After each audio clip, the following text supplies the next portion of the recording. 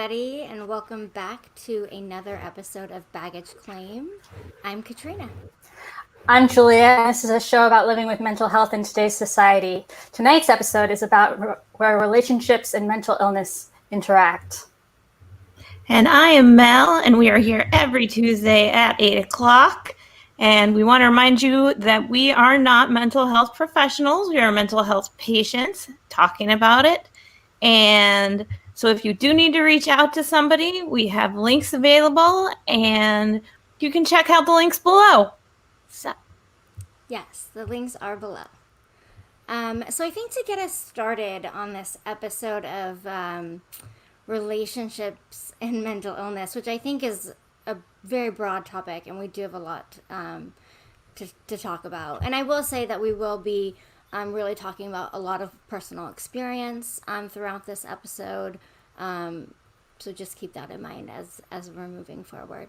But really, to start with, is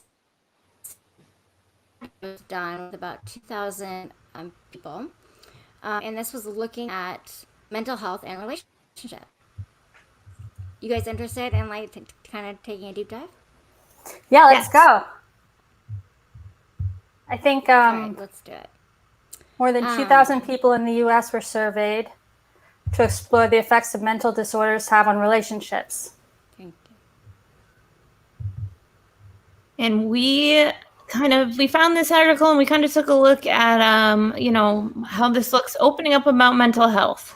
That's what we're doing, right? I'm on the right graph here. Oh, there it is right in front of me. So 64%, that's the number we're looking at here. 64% of the 2,000 respondents identified as having a mental illness. Yeah, and it's a little hard to see, but it does go through each disorder. Panic disorder has 3.8%, OCD 4.3%, eating disorder 5.1%, ADHD 5.3%. I can go on and on, but it's real quick. I loved these because they did break down everything and gave you a little piece of everything out of those 2,000 people that we're talking about here, that were interviewed here. So yeah, and number one was anxiety, followed by depression, which is, I'm not surprised. No, and this is a few years old still. When you've got what's going on currently, I mean, how much has that gone up? Well, I think it's 284,000 people have anxiety and 264,000 people suffer from depression right now. So, and that's not even current with the latest events. So it's, to your point, Mel, it's even higher than that. But yeah, it's not surprising that those are the two top tiers. And not to mention, that's like if they see a doctor, right? I would probably say a majority of people, I don't know why I feel that way, but probably don't see a doctor.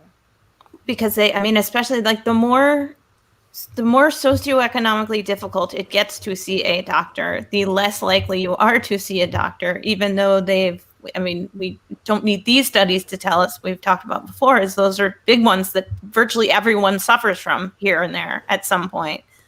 I mean, we had an every 2 weeks story in one of our situations that an adult in our society between ages 18 to 50 has, some depression. So these are, and of course the cycle. So the cycle of what continues on, where you get more depressed, you get more anxious, and then it starts incorporating the people in your life into it. Absolutely. Let's talk about relationships. Yeah, so the next one is, does your partner know you have a mental illness? Let me just pull up. I gotta admit to you guys that because I've been with my partner for 20 years total, we've been married for 18 years, I neglected this topic in my mind. So this one was a good one for me to remember, is because I take for granted that my partner and most of my friends that I've had for a decade understand and know that I have mental illness and engage me about that and are helpful to that. I kind of thought I forgot about this. I forgot about the giant aspect of we don't tell each other, or do we tell each other when? When we tell each other, yeah. It's a huge one. That's interesting. I mean, especially, so it's, I wonder if you guys, and if you can, do you have any, if you can relate to it, but if it's different with telling somebody in a relation, like you're in a relationship with, versus a friend. Versus I think it is. I think it's a lot different, actually. But it depends. Like, are we talking about a best friend? Are we talking about someone you're just dating? It depends. There's all sorts of variables, right? But I would think that there'd be more impetus to tell the person your significant other than a friend, just as far as just respecting each other's, just respecting that open and honest communication. And I There's feel more of as a though I have a lot of friends who are single, and I can only speak to the experience that I see them going through, is that how do you put that out there at the beginning of a relationship, especially nowadays when everything, I mean, I want to be honest with somebody when I first engage with them and start a relationship, a potentially intimate relationship with them. But uh, do I need to unload my crazy on them right off the bat? Like that is, I mean, it's, kind of a silly way to say it, but the idea is like, that's a struggle for people if you're it's human. heavy. I think one of these graphs actually goes into this as far as like, when do you tell? Is it 6 months in versus like the first date? I don't think a lot of people are unloading their baggage on the first date. Some are, but it just depends on your own comfortability level. I mean, in this day of social media, so many people use their social media as personal journals online that a lot of people already have access to that information before you may even meet someone. So you're an open book. So your potential date may already have an idea of your struggles before you even voice them. I think that's interesting. Like, when Mel was talking, I went right to like, oh my god, like I had to tell them you're gonna meet a completely different person. Like, you're gonna meet somebody that's not who you thought I was or am. And when does that come into conversation? It has to before it would ever get to that point, right? But usually, like in the beginning of relationships, you are still really giddy and you're in a high. I'm bipolar too, so that's what I experience. But I'm pretty sure most people experience a high, right? It's a different sensation. And then to tell somebody that you're gonna meet somebody or you're gonna live with somebody that is like not who you think they are is kind of a scary realization of something you have to do. Yeah, it's something both sides have to confront. The person being brave enough to say that out loud, and then the person willing to accept that person for who they are, their whole self. And I understand that this is a huge part of them, but it's not their identity. Yeah, absolutely. Yeah, I think you guys have it just right. I think that you came down like the balanced ends of these things, which is like, so how do I do it appropriately? And it was our graph that says, okay, I don't want to veer off course here because you guys just made really, really excellent points. Oh, there it is. I'm sorry. Okay, so there is the one about that one. So that's the bar. Yeah. I'm on the bars. I'm sorry. I'm one up. So, and it was really interesting. I keep doing this because I always relate to, I'm a woman, so I relate it to me. But the amount of, because for men, it's so much, the base is broader. Like they don't tell as much as we do. Right. As when it starts to bear out here, and as early and as completely. We got 1/4 broached the subject in under 1 month, and nearly 29% shared between 1 and 6 months, which the first half a year, I mean, that makes sense. If you're getting into the 6-month range with someone or think you're going to be in the 6-month range, there's definitely going to be a cycle in there. There's going to be anxiety in there, depression. There might be, because of the highs and lows of the first part of a relationship where you're figuring that out. I mean, that seems like a spot that would make sense, like a sweet spot. And then nearly 1/4 of those surveyed disclosed the information right away. Another 1/4 approached the subject in under 1 month, and 29 shared between 1 and 6 months. And then you get the breakdown on the sexes. Yes, please. Gotta make that joke.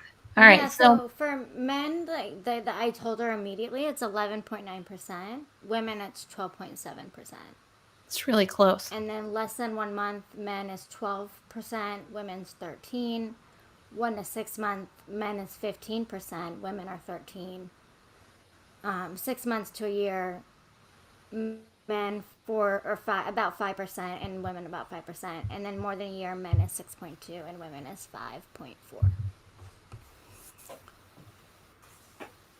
So that's. What do you think about that? More than a year? Like, if you were with someone more than a year and they told you something like that, would you feel like they'd been withholding from you?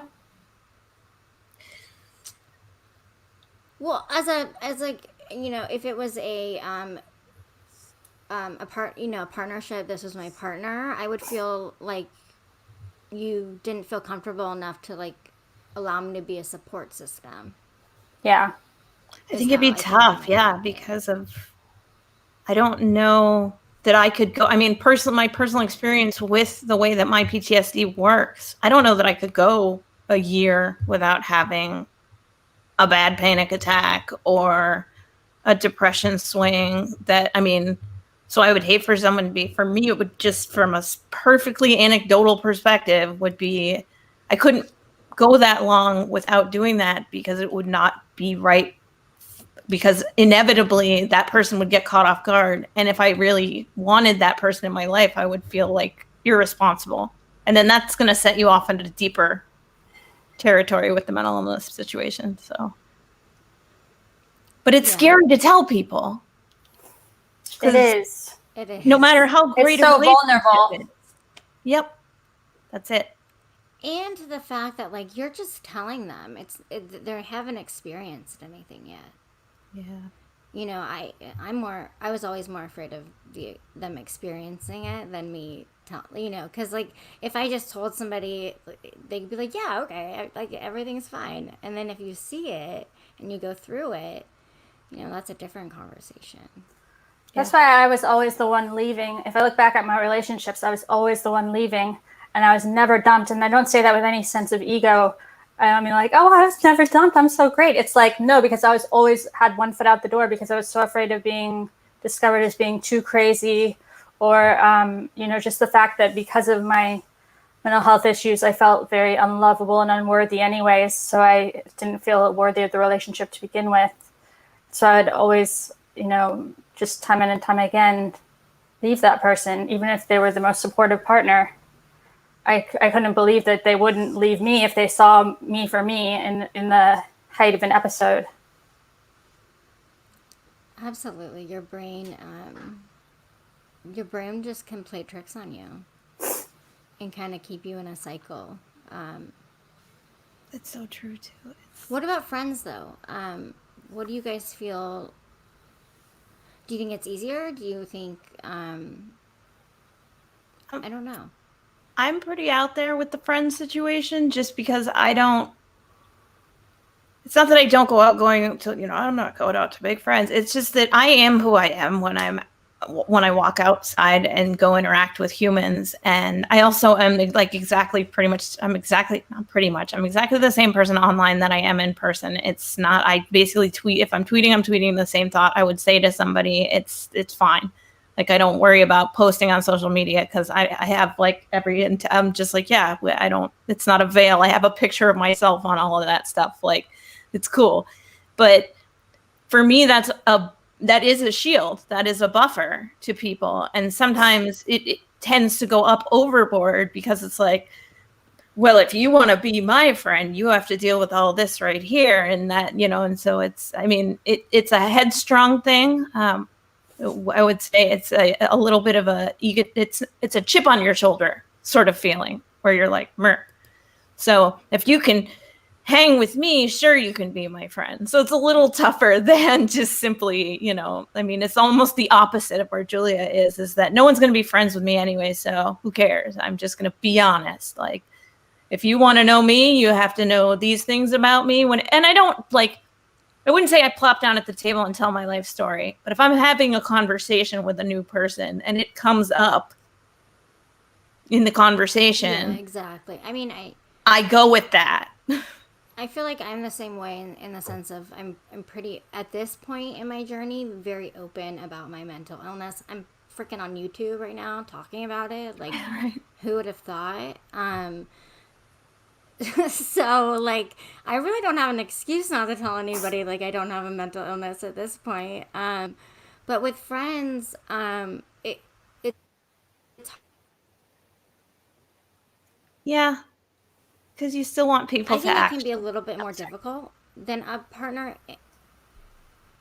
Well, in the sense of I'll I'll I'll do actions that will hurt our friendship, right? And they will have a harder time understand, like they're removed from the situation too much to like understand. I think the root of whatever's happening, if this makes any sense. And I don't know. I think I've lost friendships because of things that I've done that were just stupid, right? Like I've talked about this, like not texting people back. So it's hard. I feel like friendships can be a little bit harder because they're removed. They're not with you all the time, and they're removed a little bit. And you take your Yeah. partner. You take your partner for granted. Go ahead, Julia.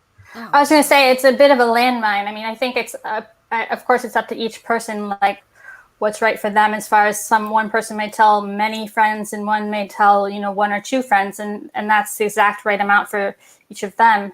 And I think I've shifted over time and gotten a lot more open. I'm one of those people who does share a lot on social media as far as my struggles, in the hopes that someone else may see that and feel not as alone. So I've definitely become more of an open book. But I think if you're watching this right now and you're someone who's hesitant to tell their friends or afraid of telling their friends, I think maybe just like making a good old-fashioned pros and cons list can sometimes do wonders, and just listing out the things that you have to gain and the things that you stand to lose. And then maybe that can help you tailor who you're going to tell. But maybe you can tell, at least one person and not be so alone. That's a great point about the alone part, because there's like the whole other side that talks about that relationships are good for you.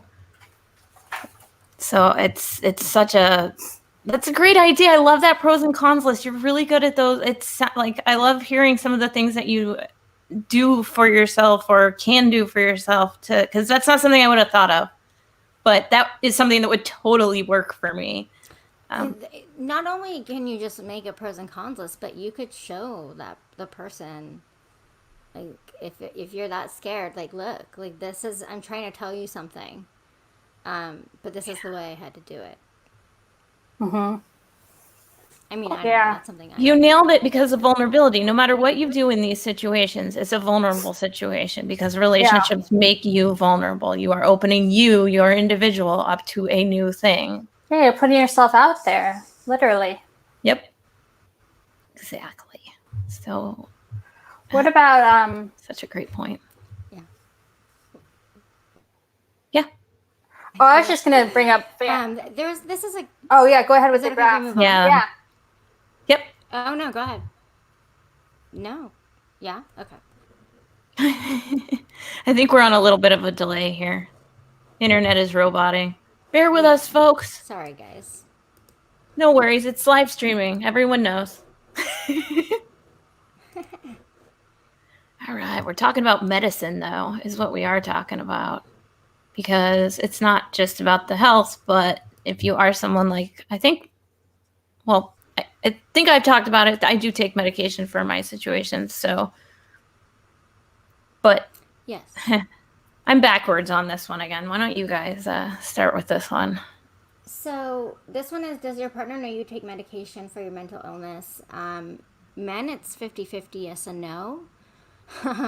Women, it's 72% yes and 28% no. It's thoughts. So exactly half of men and over 7 in 10 women disclose the information. That's really interesting. I think men feel more what's the word? I can't think of the word. Have like self-esteem issues when it comes to taking medication for anything. Sometimes I think that men can feel more like it's impeding on their manliness if they have to take something. Admitting that you manliness is it. Because especially nowadays, it's tough for a man to know where he fits in this world, because the ever-changing male role, like, what is it? What is the right form or trope or whatever that a man should take. And I think universally one of the things is don't be weak, and that gets conflated with mental illness. And I think that especially if you were early on in a relationship, oh my gosh, I'm not going to tell this woman that I take pills for it. I mean, that's like telling her I have mental illness is enough, but even actually that I have to be medicated for it, that, I mean, because it's biological for those things that we do as men and women to sort of like jump up in our instant reacts. So I feel like that one made sense to me a lot. Like, Yeah, yeah, I agree with you, Mel, on the male side.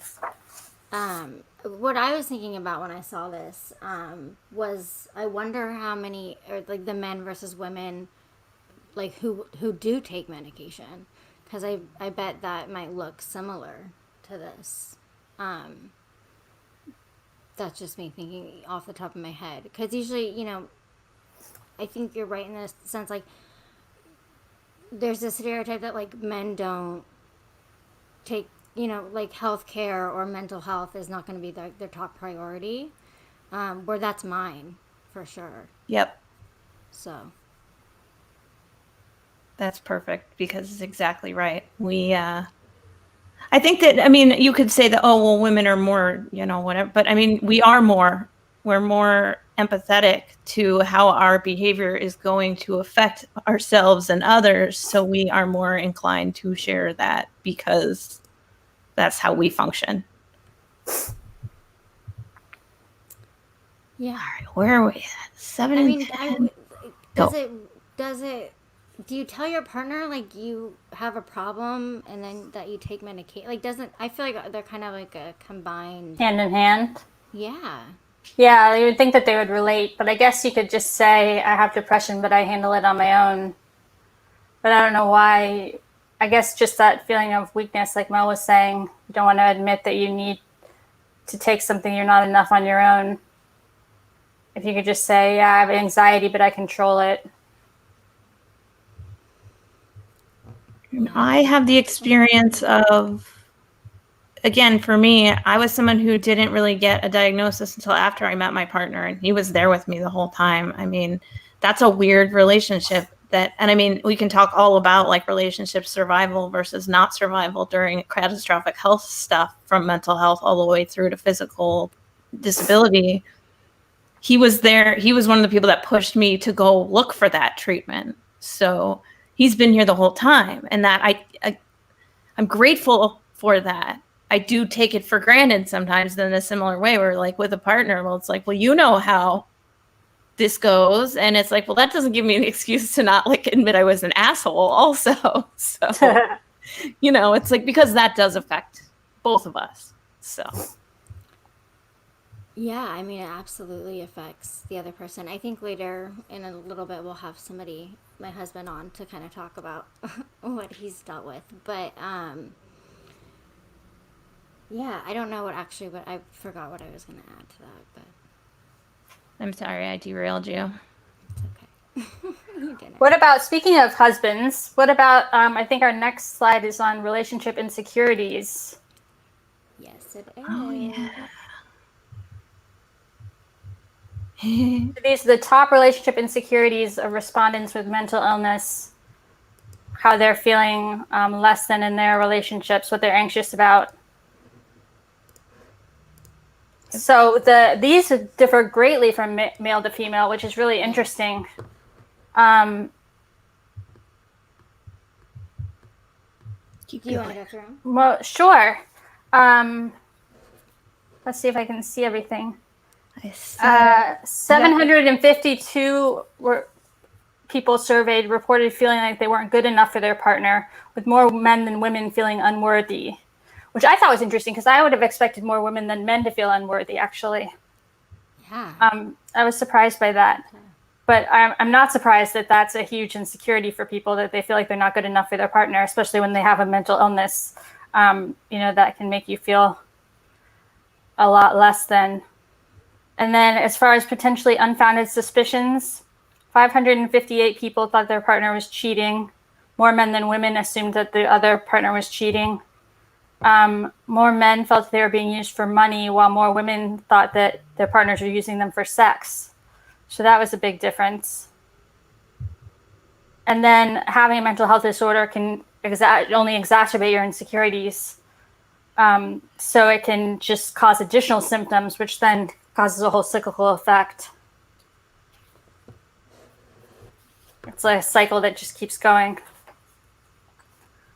So what about you guys? What are your biggest insecurities when it comes to relationships around your mental health issues? I think for me, it's definitely having really bad manic depressive episodes. One thing I don't think we have talked about yet, but like, mental illness and having depression or anxiety, it can also cause your partner to have those feelings and to kind of go through the similar things. So that's something that has definitely been interesting because that's happened. But yeah, so sorry, my my insecurity. No, it's because you suddenly have a blurred line between, am I causing, like, again, everybody has mental health, right? It's all the way back to our original premise. Everyone has mental health. So regardless of whether you're in a relationship with someone who's being treated for mental health or not, we all are going to get depressed and we're all going to get anxious and we're all going to get angry and we're going to do all those base things that humans do. So when you have a situation where you have a diagnosis, but you still are working through it, it's a path, you don't have the ability necessarily, where's the line between I'm affecting you or you're reacting to my illness? So those are like two different categories, is I'm having a poor effect on your mental illness, or you're just doing what's natural in dealing with mine, because even though you know that this isn't the like baseline me, I'm still calling you names and I'm still reacting in whatever way. It might be throwing, it might be kicking, it might be screaming, it might be running away. I mean, there's a million different ways that we all manifest these things, but that person still has to go pick you up on the side of the road, or, you know what I'm saying, is that person is still, so that having an effect on their mental illness, and then you of course get into the cycle we just said, is now I'm having an adverse effect on my partner who I love, and that makes me feel worse and starts again. So it's yeah, absolutely. It's tricky. I mean, communication is key. It is, but those feelings can still be there, and I think, and that is an insecurity for me, that I caused somebody pain, right, or sadness, because I was feeling freaking sad and pain. That sucks. Yeah. That doesn't feel good. And you don't want to go out. Nobody on this podcast, this stream, is the kind of person that gets up in the morning and thinks about going out and hurting somebody or doing something mean to somebody. That's not this group. I've hung out with you guys too long. It's not a thing. So that will hurt you when it happens, because it's not your intent. When you get up in the morning and you open your eyes and you get ready for your day, you're not like, I'm going to go out and ruin everyone with my, feels. It's way different. I would say it's quite the opposite, is that you get up and you're like, please don't do any of these things. Like, I don't want to do anything like that today. And we know, as we're going around the world and interacting online, it's tough out there for people. So we already know, we start from a place. That's the one time when they say, we're all in this together. That is something that we are all in together, is that we are all struggling right now. Everybody, no matter what. Yeah. I think too, when you're talking about like friendships, it's a totally personal opinion, but like I have a fear of not knowing what to talk about and not knowing what to say and do, and that insecurity freezes me, right? Mm-hmm. It makes me unable to do the thing that I know that I want to do. It could be something stupid, like something might be misspelled in this text that I'm going to send this person. I can't send it. But, like, I don't know if the spelling's all right either. So, like, it's crazy, right? Like, but those types of insecurities that just manifest over time, which this one has, have become a problem. But I would love to hear from Julia. I totally relate to that sense of paralysis. it's like, I mean, I don't know about you, but I'm a perfectionist, and that extends to my relationships. And that having that sense of control is very important to my perfectionism, and I don't have control over my mental health issues. And so if I'm gonna like mess something up, I'd rather not do it at all. So it just freezes me that I can't like interact with people on any deep level. Might have anything to do with being vulnerable, because I'm gonna like not do it perfectly, so I'd rather not do it at all. I don't know if that makes sense. It makes a lot of Yes, sense. Absolutely.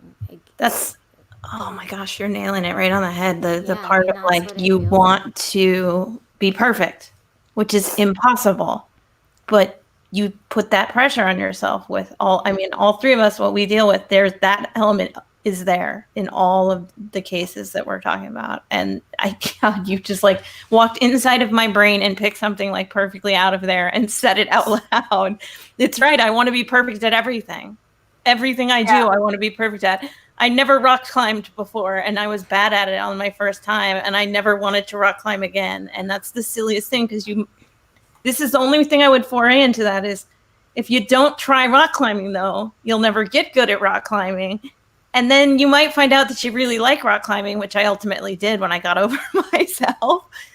And so I think that that's like where we have to find ourselves with relationships, is like, you have to bridge that gap. And that's, for me, that's knowing what my boundaries really are with my mental illness, is to like, when I'm putting myself out there, understanding, you know, I have this, so I can only give this much to this thing. And unfortunately, if that person doesn't understand that, that's not something I can control. And as much as I would like to be friends or intimate partners with that human, that may not be something. And sometimes it takes time too.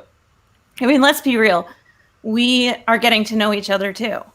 And that's just timing and time. And as you go through time and you get to know a new person in your life and you become vulnerable with them, and or in our case, just like talking about all that stuff just live in front of all these other humans out here, and scary. But on the other side, like, there's some fun. I mean, it's fun. You get new friends out of the deal. You get, a dog, a cat, a new friend on your Animal Crossing. I mean, something. With that, actually, we are really trying to build, we are part of Common Club, and we're trying to build a community to build a better future. So please like, subscribe, comment. We really appreciate it. If you want to come on the show, if you're, willing to come on, please, we want more people. If you're a health professional, please reach out to us. We definitely want you. Yes, we do. New voices on here and share with us too. Yeah. It's really tough, obviously. I mean, it's tough for me every week when we sort of set out. It's like, I'll be fine. And then we jump on and we start talking. But it is worth it. And some of the people that have been tuning into us weekly, and we really appreciate it. And some people that have reached out to me on social media and just said, this is awesome. Thank you. Like, thank you. Because that was our entire intent, was to come out here and help people do what we're doing right now in their own little way, whatever way that needs to be. Yeah, we just really wanted to freaking talk about mental health. I know. I don't think enough people do. I think we need to be talking about it. We need to be screaming it from the rooftops, like, especially with what the world is going through now. Like, people need help and they need support and they need a community. We all need that. And we need to work together to get that. That really, if you really want to help your mental health, like, that's what we need. Yeah, it's all about support. Speaking of support, should we talk about families? Yeah. Yeah, like, here, I'll take this off screen. There you go. Yeah, let's absolutely talk about families. Family. And I want to get into, I also want to get into sex in relationships. I think that's something that we should talk about as well. So. For sure. Ooh la la. Family first. Family first, then sex. That's a platform right there. Book it. So some of the top issues for family members and caregivers are, family relationships are a big part of mental health because, mental health issues really are a family affair. and everyone in the family is affected in some way when there's a mental health issue. And there's a mental health issue in almost every family, given that 1 in 4 people in America are affected by a mental health issue. So it's a huge part of our lives, our families are. And the mental illness often becomes the family's primary focus, which can be a blessing and a curse. I think with, you have the attention of your family, which is something that if you're in a crisis, you definitely need. However, you've now become the identified patient within the family, and you're going to be scrutinized and stared at and studied as far as like, oh, are they in a bad mood? What does that mean? Did they take their meds this morning? Did they do this? Are they having a crisis? Are they having a breakdown? Are they manic? Are they depressed? What does it all mean? When really it could be like, you just slept bad the night before. or like something bad happened on your favorite TV show. Something really mundane. So what do you guys have experience with sort of family issues like that? Do you have the experience where people ask you, or is it more scrutiny? Because I guess in my situation, I get that. That is perfect. Yes. Everything Julia just said. And because I would say, well, you can just ask me because I'm being idealistic right now. But can you really just ask me when I'm in because you could ask me and you could be okay with that, or it could be one of those times. So there's a balance there too. Yeah, I hear you. It's an interesting quandary. All of them are. Yeah, family's a tough one with me. I was really diagnosed with, I was definitely bipolar my whole life. I had, but I wasn't diagnosed until I was later. It was later on in my life. So, they don't really deal with it now because I live in Florida and they live in another state. So, but my family here, it's like Julia said, it's the number one priority. And that's really hard to kind of digest and take in. My mental health is the number one issue in the household, right? And that's because I have episodes and I go, yeah. So how I deal with it is I'm just try to be honest with what I'm feeling and what I'm going through. My husband's gonna come in here in maybe 10 minutes, and he's gonna be like, "This is BS. This is bullshit. That is not true." But I feel like I do that, and that's something that helps. Yeah, I because of mental health issues, I had to move back in with my parents actually in the last year, and that's been a whole adjustment period on so many levels, and it's been wonderful in a lot of ways. It's great to they're not they're getting older, and so it's great to be able to spend more time with them. It's great to have my dog and their dogs all together, all the dogs in the house playing, and to have a real family. But on the other hand, I'm used to being an independent woman and not watched, coming and going from the house or taking my meds or anything else. And in the past, that's gotten me into trouble. I stopped taking my meds. So there's every reason for me to have drugs administered to me. And that's all these things, it's oh, it's a tough pill to swallow, but there's a reason for it. And it's not forever, it's for now. But I definitely can feel like the identified patient, and that's not an easy feeling to sit with. But I am grateful for their support, and they've saved my life, and I wouldn't be where I am today without them. So I'm very grateful to have the experiences too. They are amazing and very supportive. But that's not to say that your identity doesn't get kind of taken away. Yeah. A little bit, right? When you're kind of put in that situation of having to move back home and live at home again. Yeah, definitely. Any other disability, I mean, this is a physical and mental situation. It's not unlike being potentially, I mean, not being able to drive or not being able to, you have to be wheelchair bound, or if someone were wheelchair bound, no one would question that situation. Obviously, because this person is in this situation, they are going to need a certain element of health. Now, they get identified too, and I am not undermining that. But the idea is that healthcare, caregivers, like there has to be both sides of the thing too, is that yes, your caregiver is giving you care, but also you're still a human being.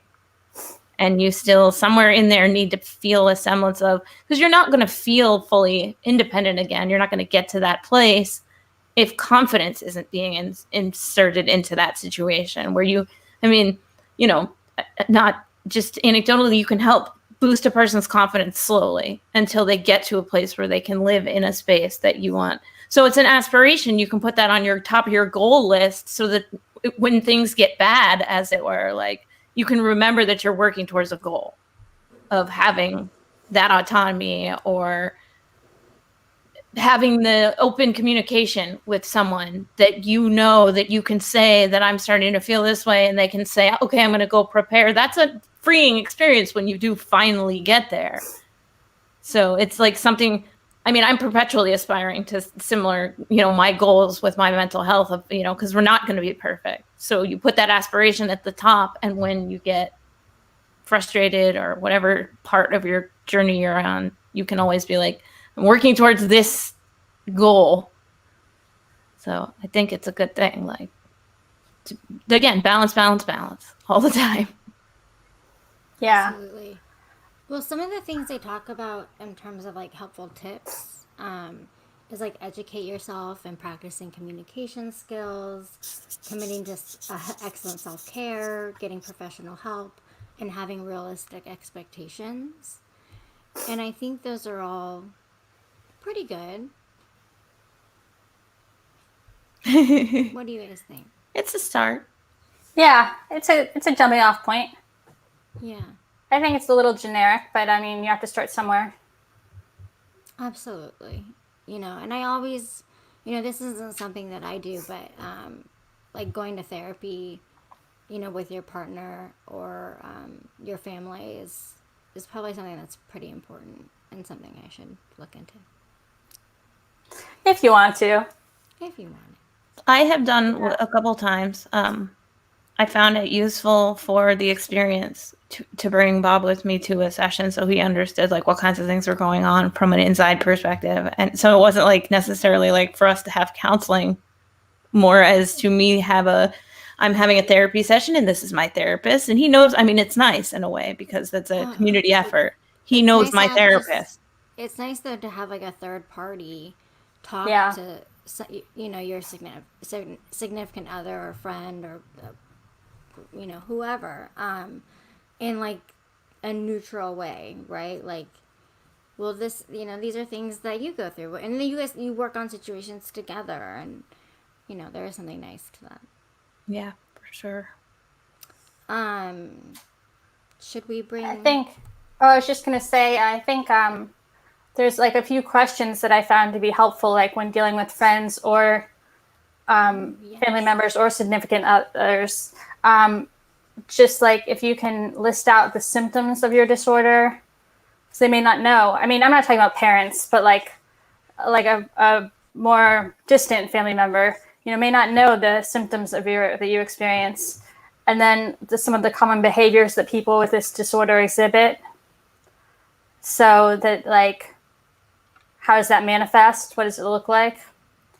And then letting them know what the treatments are, the various treatments, whether it's medicinal or therapy or, you know, different types of therapy, whatever, and then the side effects of the treatment. And that just kind of like is a good baseline to sort of building communication off of. No, that was great. Yeah, I like that too. Maybe we can add that to the description. We'll add that into the description. Yes. I am noting. I really liked that. I think we should talk about sex because sex and having a mental illness can be what I would say complicated. Yeah. I'd agree with that.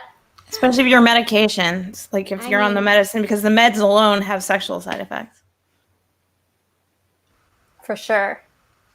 Absolutely. Got to get it So in those is there big letters there. Any yes, sex. It's so important to a relationship. Everybody tells you that. And when you're dealing with stuff that, we deal with on a daily or monthly basis, you're not as sexually active as you might want to be. Yeah. So that can be hard for your partner and maybe for you. I don't know. I'd love to kind of just talk about this a little bit.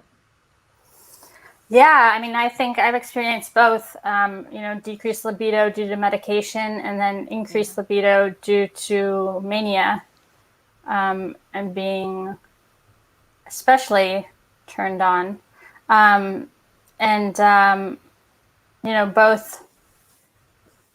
Both can be complicated in their own way. But I would say that it can be really trying on one's self-esteem to have decreased sex drive, because you start to feel like you're not, like a part of yourself is missing, like you're not worth what you once were without that aspect of yourself. It's been taken from you, and you just feel kind of dull and dead inside where that was. Yeah, and you just... At least that's my experience. I would completely agree, but I'd also say, like, I also have this feeling of, like, helplessness. Like, there's nothing, like, I can do. Like... Yeah.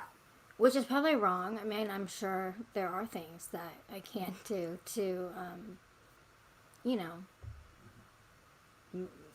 yeah. But no, I'll throw my 2 cents in on the sex part, because yes, I mean, it's part of a healthy relationship, and you want to be able to do it when you want to be able to do it. If I want to, be ready, or Bob's ready, I want us to be able to go do that and have sex and be fine. But it just doesn't work that way all the time. If I'm on a particularly low time, or just, I mean, there's pain associated with a lot of my mental illness, and that can mess my lower back up or my hips. And it's like, and then you get really insecure about it, because it's like, well, I mean, if I can't, like you said it, if I can't provide this thing that's part of a relationship properly, like, what's the point of sticking around? And I mean, which is silly. I mean, that's catastrophizing, but you like put your self-worth on that. Yeah. Because you want to be able to. You want to be able to be intimate with your partner whenever you want to, on your own terms. And it's like, sure, okay, I can be reasonable, be like, well, I'm not always going to be in the mood. It's like, no, that's not how this works. Like, it's not like that. And that... It's a part of being womanly. Yeah. We tell ourselves that. Like, we're less of a woman without it. That's such a good point, too. So there's all these, like... I mean, we don't need to get into all the pressure of being a woman, but the idea is that those are things that... But at the same time, I mean, even if, there's this sort of like misconception still to this day, the very puritanical view that women don't like sex and don't want to have sex and don't feel like they're fine. That's not right.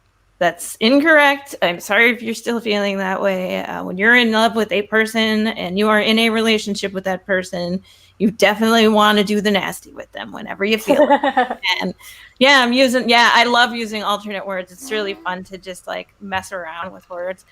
But it's, you want to be able to do what you want to do. And in the meantime, it's like, no. You've got all these things. And I mean, that is a big one. So I'm glad we threw that in there. That's a really great point that gets overlooked. One thing I did want to say is what I've always noticed, at least in my sex drive, is that in new relationships, right? Like in the beginning of a relationship, I'm usually in a manic state and I'm hypersexual. And then my partner thinks that is the normal Katrina. Right? And then when that changes, and I'm freaking super depressed and I don't want to do anything, that confuses them. And I totally understand that, right? Like, in a way, like it's confusing. And Yeah. it's Because it's confusing to you too. Because you don't I want think to just feel like that. like having strong communication skills, is really important to be able to just talk about what you're feeling. It all seems to come back to communication every single time. Always. Yeah. Sorry, our So feed's a little. speaking of, Catch up. Go. do you want to get your hubs? Speaking of Yes. relationships and Let's sex. see. Yeah. So let's bring my husband in, Blair. I want to give our perspective of having this, but I'd love to get his, and I know it's just one person, but his opinion and perception of what takes place and what happens when you live with someone with a mental illness. Let's do it. Awesome. You Our should first have guest it. to the program. Oh my God, you guys, it's true. This is our first guest. Our first guest to Which the is a big little show. exciting. Milestone. Can I come on? Yeah, Pass me a headphone. it's right there. Okay, sorry guys. No, you're good. Hi, Blair. Help. I'm having a bad hair day, so everyone's gonna have to deal with it. Oh, Can you geez, hear us? the hair. I thought You you guys hear said me bad okay? ear day. What are we talking about? What are we talking? What are we talking about? Can you hear us or no? We're talking about sex, Blair. I can hear you. Oh my god. Perfectly Super timed. exciting. Super exciting. Yeah, so what's the question? Yeah, so I'd love to just kind of get your input on living with somebody that has a mental illness and what that's like for you. I think you have to deal with a lot, so. Okay, so this is a very, very this is a very delicate subject. Not actually because of you, but because I would say that if you speak to most men, they're going to say that in many, if not a majority, of the relationships they've had with women, there has been a mental illness of some kind, whether it's depression, anxiety, bipolar. It is, or addiction issues, or in my experience, that's a very, very common thing, and that it's not by any means unusual. That it's more likely than not, if anything, in my experience, and I think that's actually a product of just 21st century America and the nature of our society and a lot of the stuff that it does to people's brains. I think that just about everybody's going to struggle with something, and it's just a question of degree. So how have you dealt with I'm bipolar too. How have you dealt with my mental illness, and has it consumed our marriage? Like what do you know? No, I don't think everybody has issues. Those issues come into play at certain times, right? Like I have issues. I have certain issues that I have to deal with. There are certain things that I have to do, and those come in play, and sometimes those are overwhelming to the entire relationship, but it comes and goes in waves. So I think it's about trying to find, you look at the relationship almost like we're on a raft, and the world around us is this very stormy ocean. And at some point in this journey, everybody's going to have an issue. There's going to be things that happen. Sorry, our dog is trying to jump on us here. Get in your little bed. So you're on you're on this raft together, folks, in this journey, and there's going to be times when one person is struggling and you have to work together, or else you're not going to make it. So you have to assume there's going to be times when the waves are really strong and very scary. But if you give up, then you weren't really meant for that journey together in the first place. If you can't handle that, if you can't go through those waves together, there's no such thing as a perfect relationship that is smooth sailing all the time. And those people who believe in that usually tend to be divorced. because the first sign of trouble, they start, oh, I'm going to hit the road. This is too much. Those people aren't really relationship material. People who can't handle the ebb and flow and the challenges of life. Yeah. That's my take on it. I don't know. What do you guys think? Actually, that's an interesting. I might have a little throw in here. Go ahead, Julia. What do you do to support Katrina when she's struggling? A lot of it is trying to get Katrina to talk and not to shut down.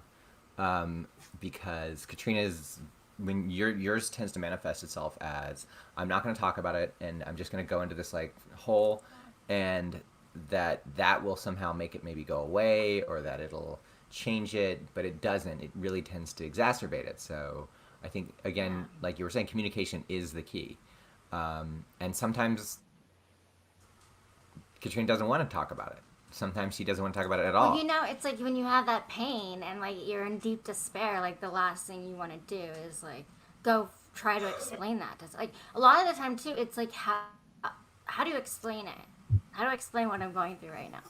What I'm feeling and what's going on? And like you don't want to be a burden and either. I think also trusting that. What's that? Oh, I was just saying you don't want to be a burden what do you mean either. a burden? You personally, like, I wouldn't want to feel like a burden. But it makes it more of a burden when you don't know what's going on. It's like, somebody was, those texts when somebody's text you, we need to talk, and that's all they say. Like, when you're silent, it's basically saying the same thing. We need to talk, but I'm not going to talk. And, it's the equivalent of that text message, we need to talk, with no follow-up.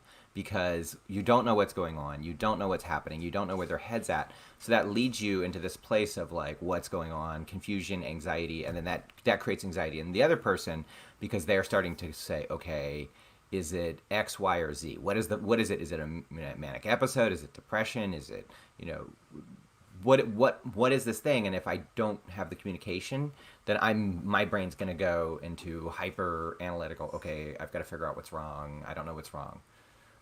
So that can create tension. I think over communication is always better in dealing with these sort of situations, and trust that your partner is going to react appropriately. And if they're not, they probably shouldn't be your partner in the first place. Yeah, trust. That's a big part of this. Yeah. Because like maybe I don't know if this happened to you, Katrina, but for me, like some of my behaviors during like manic episodes, say maybe I went on a spending spree, and then I'm going to lie about it to my partner to cover it up, and then that creates a whole trust issue, and suddenly I've created like issues in my relationship. This week. Oh my God! I think it got a little real up in here. Okay, but I do want to add that like Blair is always asking me how I am, and it pisses me off to no end. Doesn't like it. But Bob is going to be really mad that he God wasn't he here to hear does. that. He would probably endorse this. I mean, but thank God he does. Like he does. I might hate it, but like I need it. Like you know, in a sense, like he doesn't want to get into a situation. It's not good that he has to do this, but like it helps. Like I think also people in general are not very good at fooling their partners when something is wrong and telling them, oh, everything's fine. Again, it's like the text message. It's like, there's something wrong. You're just not saying it. Like there's no way in a relationship that is functional for a partner who is suffering to successfully hide that from the other partner. That just, if the other partner's paying attention to you at all, if they're at all concerned about you, if they don't care about you, they're going to notice. In a crap relationship, sure, yeah, the other person's not going to notice. Like, just like they won't notice if you cut your hair, or they won't notice if you got, something new, that fashion accessory, right? There's going to be things that you're going to do that they're just not going to notice because they're not paying attention to you. But in a relationship where two people are concerned about each other and protecting of each other, you notice the changes. You notice something is different. You notice body postures. You notice anxiety. You notice the twitching leg. You notice like all sorts of things that the other partner may not even be aware that are tells that something is off. He tells me, like, he'll say something that I'm doing. He'll be like, are you antsy? Are you this? Are you that? And like, actually. And you're not the first Yeah. person who I've seen that in, right? Like, Yeah.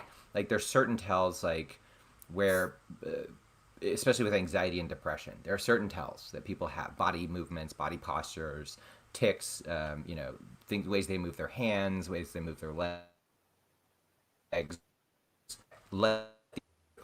Me, I tend to be, I struggle with my own issues, and I also tend to be hypersensitive towards those sort of tells because, and I think maybe this is a background with, like if you work in like entertainment, you get really focused on looking at performance, and so you can notice certain movements and certain traits, and you recognize what that means while the other person doesn't even know they're doing it, and so like I think in those cases, then you become really concerned. You say like, oh, well, what's going on? And then if the person says, oh, nothing, everything's fine, that just sends off like all the alarms in your head. Like, wait a minute, they're not even saying anything's wrong, and yet I'm seeing all the tells. So that can be tricky.